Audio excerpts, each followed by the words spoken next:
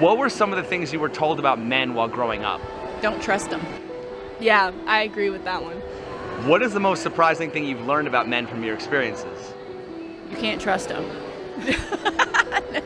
Facts. Do you prefer a man who is a gentleman or a bad boy? Bad boy. Bad boy. Is it fair to say women lust after bad boys but want to settle down with nice guys? Yeah. If you happen to be looking for a quality man, where would you expect to find one? A quality man? Church. Yes, that's... When was the last time you went to church? When it comes to women, changing age-old traditions is celebrated. When it comes to men, tradition is considered honorable, which men must abide by. Do you see the contradiction here? Why are men subject to such double standards and expected to support women emotionally, physically, and most importantly financially, when women get to celebrate breaking traditional aspects of society and culture? Like, I'm actually quite shocked at how dysfunctional this panel is and how nobody can maintain long-term relationships. Let me explain, right?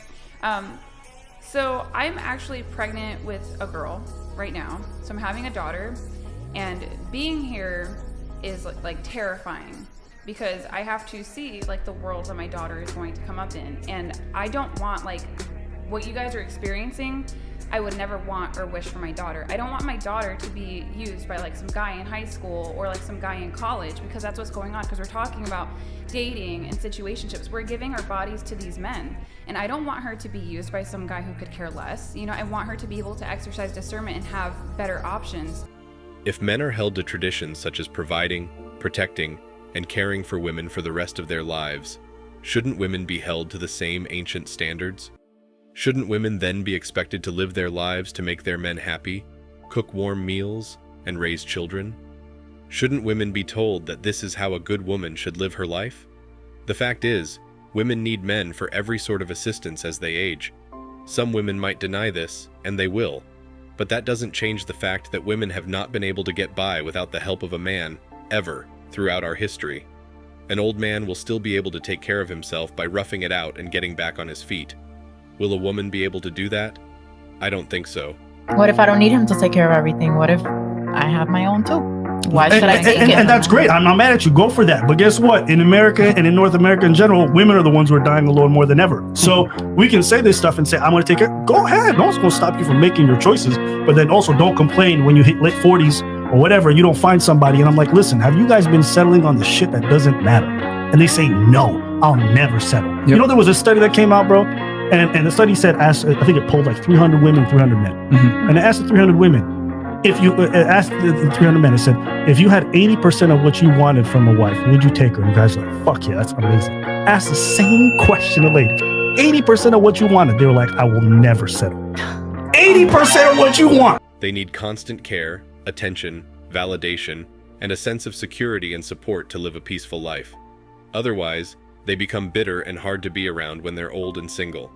Husbands typically pass away before their spouses. It also makes sense why the man would wish to end his life early if you give it some thought.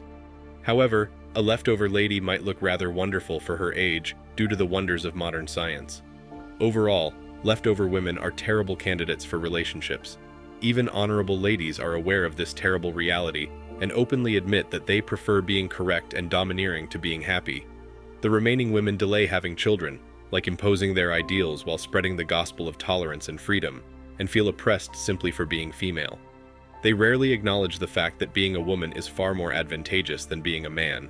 I think a lot of feminism, the cornerstone of feminism is choice for women. You can't stay home. I'm not so sure about that. I'm not so sure, because there was a famous debate between Betty Friedan, who was the prominent American feminist, and Simone de Beauvoir, one of the most famous feminists of the 20th century.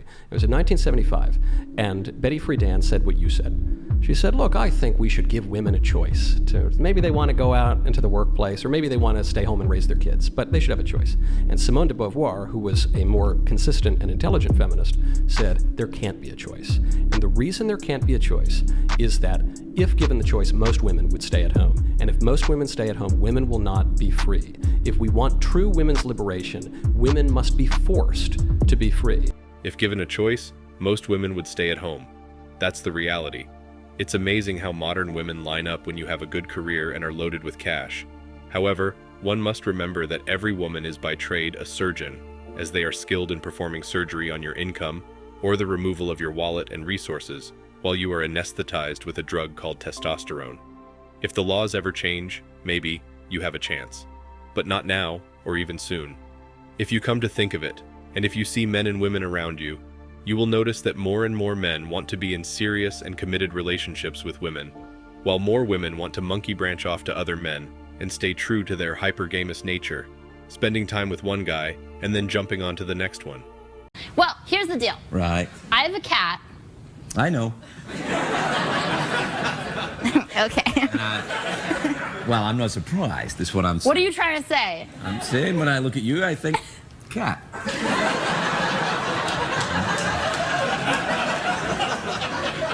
Well, In so many words. I like an SUV Right, to keep your cat to safe. put my cat in when we go to the vet. You go to the vet a lot? Is your pussy sick all the time? Well, I'm asking about your cat.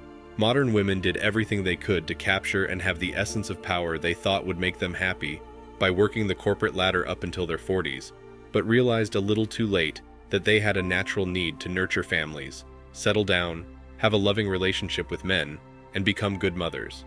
And now, with everything they were fed by feminist ideology, they can't even admit that they should have rather gone down the traditional path and lived their life in alignment with their female nature. Perhaps we will see a shift in the next generations, and women will rather play their traditional gender role and realize how happy they can be. We'll have to wait and see. But it's really happening, guys. There are more leftover women today in the world than there ever were before. And I believe it's only going to stop when young women realize how flawed the ideologies they're following now really are, and how they're blinding them to real happiness that exists in being true to their feminine nature and being nurturers of their families, instead of strong and independent career women that no man wants. Society does not stigmatize or frown upon women who glorify breaking traditions.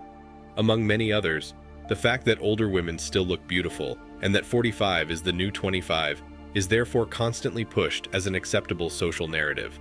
The government doesn't want to support these folks, since doing so would quickly deplete Social Security and other programs. Then, given that women outnumber males in the United States, they will band together and work to persuade men to help older women if they find themselves in a position where they are single and in need of a man's assistance. What do they then do? They shame men for wanting to date younger women and create propaganda about why they intend to do that. On the other hand, if a woman decides to be with a younger man, or even a man 20 years over her age, she will get celebrated for wanting to live life as per her convictions and be hailed as a hero. People know that unless a woman is rich or is financially successful because of her career, or perhaps her inheritance, she'll need to lean on someone for financial support for the rest of her life. People understand that. It's all about making women secure. I saw an image on Twitter yesterday that showed a group of goth men and women with tattoos and piercings on one side, with the heading that labeled them as rebels before. And then on the other side of the image, I saw this beautiful woman holding a baby walking around in a farm with vegetables and farm animals in the background. And the heading on it said, "Rebels Now." And it's true, guys. If you look around, what was considered eccentric and weird back 2 to 3 decades is now considered the norm. And to break out of it, you have to rebel and fight against a society that keeps pushing its agendas down your throat. If you want to get married early and raise a family, people will start questioning your sanity and think that there's something wrong with you or that you're trying to do something wrong. Back then, it was acceptable for a family to live together in one house as a big unit supporting each other. But now, everyone wants to move out when they're 18 and start paying for their own house. And if you come across someone who's living with their parents in their 30s, supporting them with bills and being physically there for them to help them, you're frowned upon, as if there's something wrong with you, or if you're just someone who doesn't have any other place to stay. This is the norm in Eastern countries that rely a lot on their values and traditions of family. In countries such as Thailand or the Philippines, or even India and Pakistan, you will see that most families live together in big homes where they all support each other and help each other grow, without burdening anyone with extra bills or any other thing. And if you pull up the statistics, you will notice that most immigrants from these countries have a higher average annual income than other groups and even local populations, because they tend to live in one home, which allows them to support each other. To any Western person, this concept is weird, and for any Western person to do this would mean to be a rebel against society and the Western system, which most are now realizing is highly flawed in so many ways. But the rise of lonely, single leftover women is frightening in the West because it tells you two important things. 1. It tells you that women are not marrying or finding partners and settling down with men in their 20s when they're at their fertile most prime and have the energy to give birth and tend to their children. Instead, they're chasing corporate dreams and sucking up to CEOs and executives just so they can join the crazy rat race and climb the career ladder. 2. It tells you that men are hesitant to pursue women now because most women are not approachable and most of them do not want to have families of their own. For both points, you have the extreme feminine ideology to blame, which creates this societal pressure for women to pursue their careers instead of being mothers and wives and living their lives in comfort, free from the rat race, and happy with a life of caring and nurturing their children. I think the ideas of settling down and raising families need to be made cool again, because people automatically assume when you want to settle down that it's a negative thing, or that you must have not achieved something in life, and that is why you're settling down.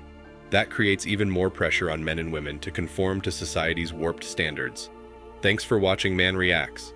Show us your love and support by liking this video, sharing it with your friends, and subscribing to the channel. Support us and help us spread support for men around the world. Do comment and share your thoughts. We're always up for a healthy debate and discussion.